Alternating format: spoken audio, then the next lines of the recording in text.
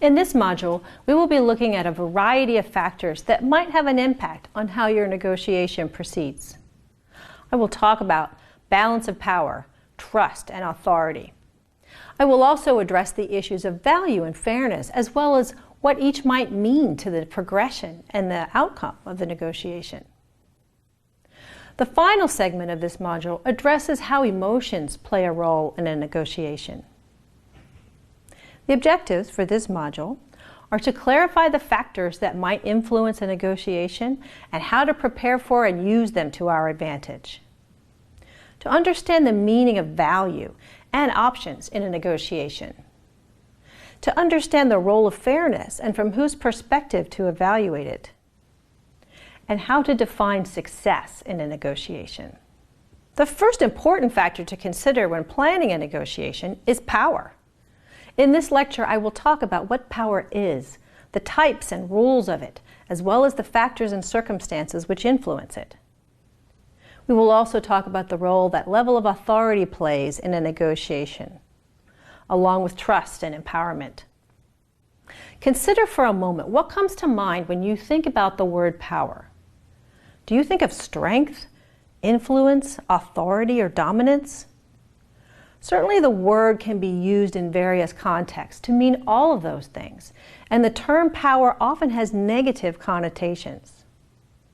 The term power with respect to negotiation should have neither a negative nor a positive connotation. Power refers to the ability to influence a negotiation or the people involved in that negotiation. The more power you have, the more influence you have on the timing, the scope, and the style of negotiation that takes place.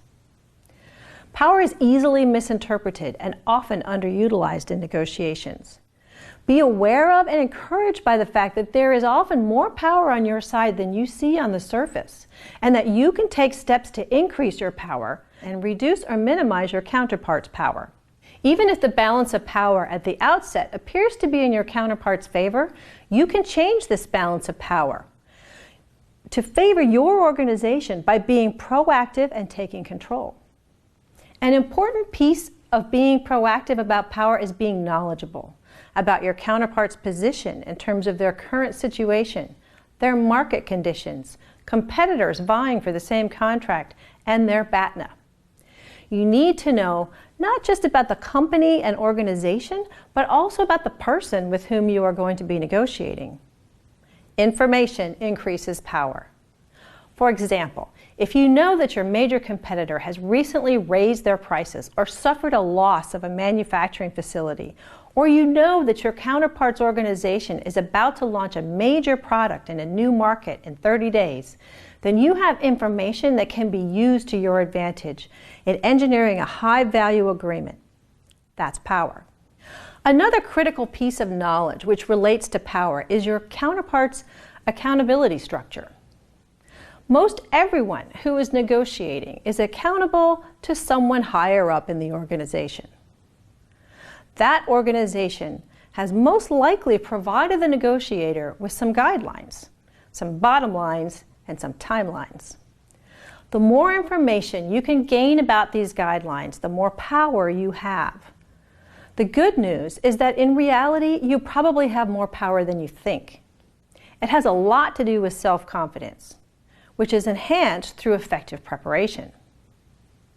In order to prepare, be sure you do your research before the first conversation.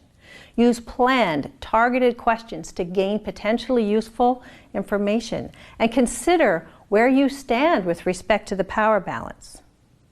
Stark and Flaherty describe 10 types of power: position, knowledge, character, rewards, punishment, gender, powerlessness, charisma, lack of interest, and craziness.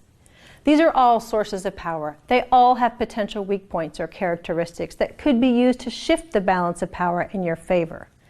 This is where information and preparation come in. If you have information about a real or perceived power held by your counterpart, you can much more effectively overturn it.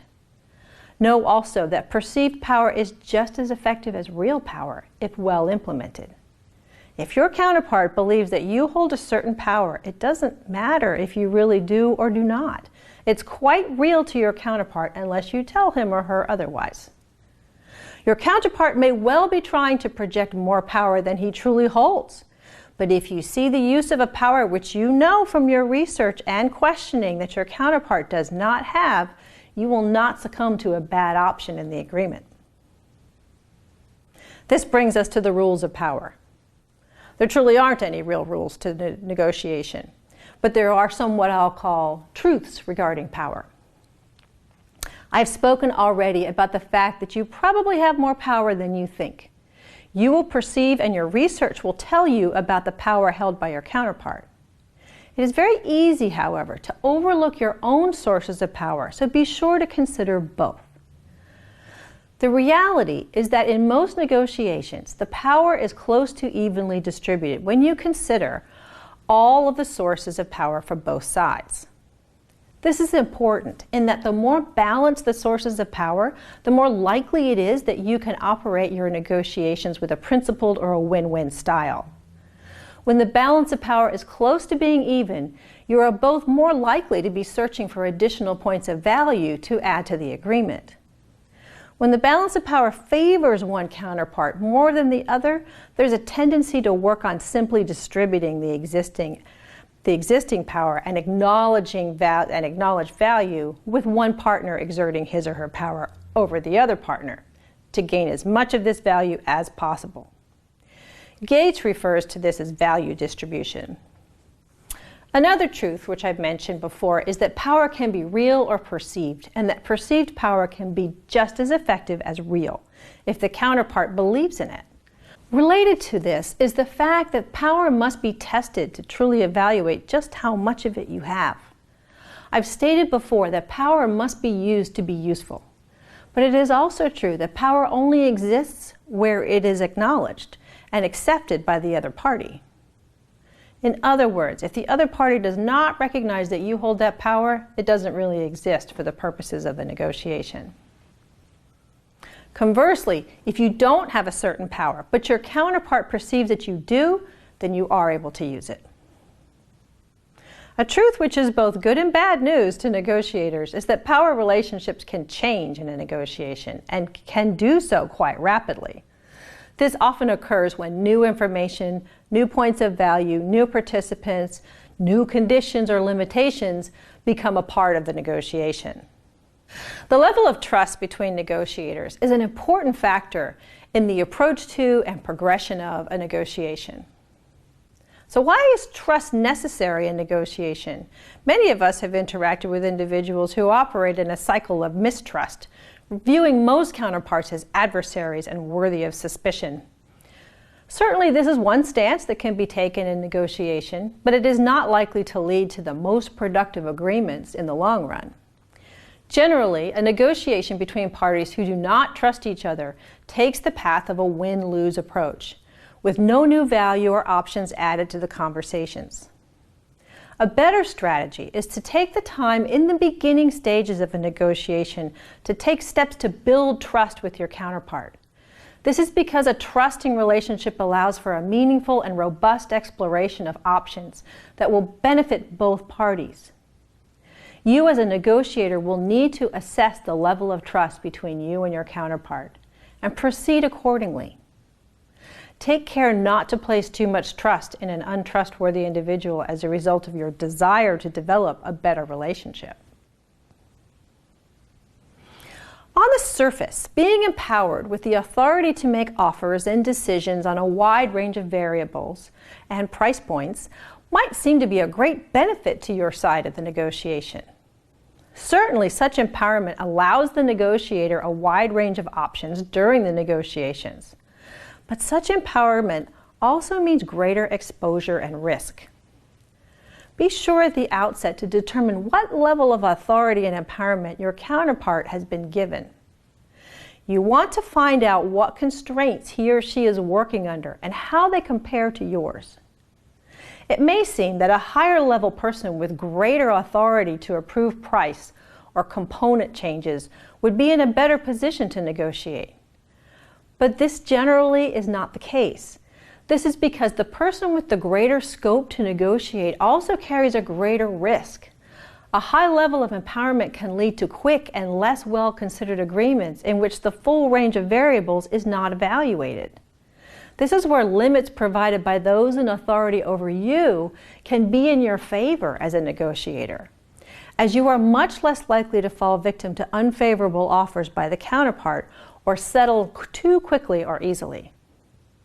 Similarly, if you have a high level of authority and are empowered to make decisions regarding concessions and price changes, it might be in your best interest to allow an individual with less authority, but armed with a set of guidelines, to negotiate for you.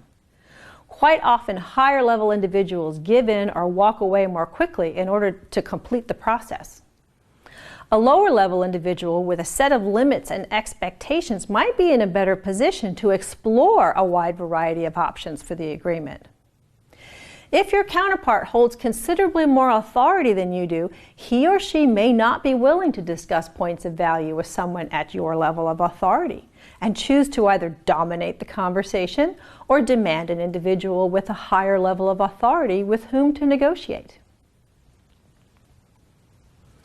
Negotiating between teams of individuals from each organization is another approach to managing this authority issue. When different members of a negotiating team are empowered with different components of the agreement, and each member focuses on his or her area of the empowerment, the opportunity to take advantage of a single individual or agree to conditions or value points too quickly is eliminated. Team negotiations tend to provide greater protection for the organization and enables the development of some high-value agreements by utilizing the expertise and constraints within the team to greatest advantage.